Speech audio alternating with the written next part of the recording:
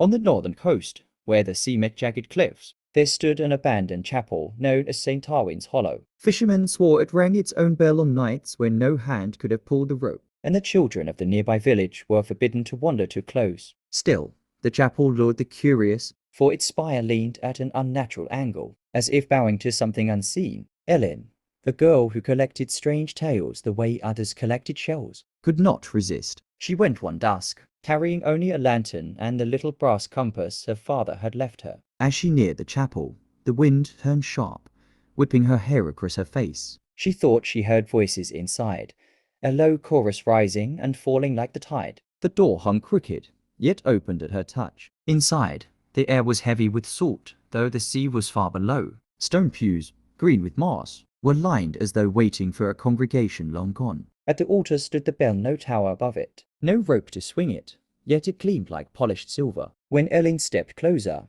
her compass needle spun wildly, never settling. The voices grew louder, layering upon one another, until she realized they were all the same voice, her own, echoing back her thoughts before she could even think them. She whispered, "Who's there?" And the bell shuddered. It did not ring in sound, but in silence and emptiness, so vast it seemed to pull the breath from her chest. The walls of the chapel dissolved into black water, and for a heartbeat, Ellen stood in a drowned world, seeing ships with sails of bone drifting beneath her feet. Then, as suddenly, the vision snapped away. She stumbled back into the cold air of the cliffside night, the chapel gone, leaving only a flat circle of wet stone where it had stood. Her compass had stopped spinning, the needle fixed toward the horizon. Ellen never spoke of it to the villagers, but sometimes at night, when the tide was high, she would hear a bell toll from nowhere and her compass would twitch, as though calling her back.